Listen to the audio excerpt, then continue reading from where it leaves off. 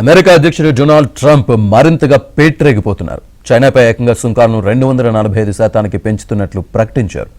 America ప్రయోజనాలను ఎవరు దెబ్బతీసినా అంతే సంగతులంటూ అహంకారానికి పోయారు.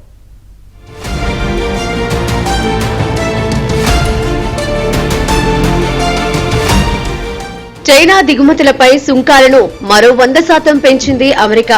245% వరకు కొత్త సుంకాలను విధిస్తున్నట్లు అధ్యక్షుడు డొనాల్డ్ ట్రంప్ ప్రభుత్వం ప్రకటించింది. దీంతో ట్రేడ్ వార్ మరింత తీవ్రమైంది. దీనికి ముగింపు కూడా కనిపించడం లేదు. అమెరికా పన్నుల పెంపునకు ధీటుగా స్పందిస్తోంది చైనా. అరుదైన ఖనిజాలు, ఇతర వస్తువులపై చైనా ఆంక్షలు విధించడాన్ని అమెరికా జీర్ణించుకోలేకపోతోంది. వివిధ దేశాలతో చర్చలు జరుపుతూ చైనాపై ఆంక్షలు విధించాలని కోరుతోంది. I don't want to hurt anybody, but the end result is we're going to get to the position of greatness for our country. We're the greatest economic power in the world if we're smart. If we're not smart, we're going to hurt our country very badly. We lost with China over the Biden years trillions of dollars on trade. Trillions of dollars. And he let them fleece us.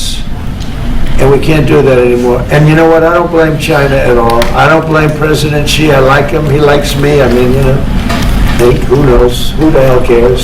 America వెళ్లే అరుదైన ఖనిజాలు, మ్యాగ్నెట్ల ఎగుమతిని మొత్తం నిలిపివేసింది China. ఈ దెబ్బ నేరుగా America కుంభస్థలంపైనే పడితే దీంతో అగ్రరాజ్యం విలవిలలాడిపోతోంది. అమెరికా రక్షణ శాఖ పైన భారీ ప్రభావమే పడింది. ఫైటర్ జెట్ల తయారీ సైతం ప్రభావితమైంది. ప్రపంచవ్యాప్తంగా ఉత్పన్నమవుతున్న మొత్తం అరుదైన ఖనిజాల్లో 90% చైనా నుంచే వస్తున్నాయి. అటు చైనా కంపెనీల పైన అమెరికా సుంకాల ఎఫెక్ట్ పడుతోంది.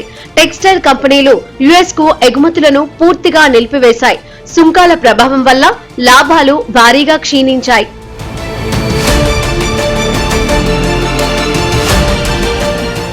అమెరికా ఎన్ని చర్యలు తీసుకుంటున్నా చైనా వృద్ధి రేటు మాత్రం తగ్గడం లేదు. మొదటి త్రైమాసికంలో చైనా స్థూల దేశీయోత్పత్తి 5.4% పెరిగింది. 5.1% ఉండొచ్చన్న గత అంచనాలను ఇది మించిపోయింది. పారిశ్రామిక ఉత్పత్తి కూడా తొలి త్రైమాసికంలో 6.5% పెరిగింది. ఇది 2024 చివరి 3 నెలల్లో 5.7%గా ఉంది.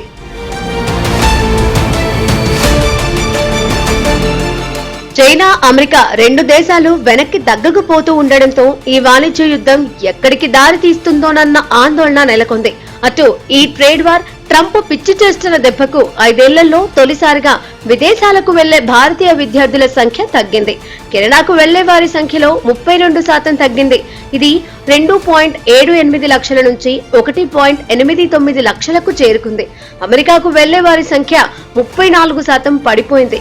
దీంతో 2024లో అంతకు ముందు ఏడాదితో పోలిస్తే F1 వీసాల్లో 1,31,000 నుంచి 86,000కు తగ్గుదల నమోదైంది. యూకేకు వెళ్లే వారి సంఖ్యలో 26% తగ్గుదల కనిపించింది.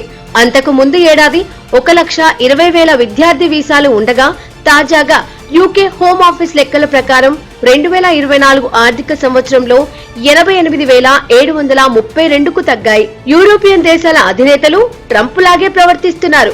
విదేశీయులు విద్యార్థులపై ఆంక్షలు విధిస్తున్నాయి.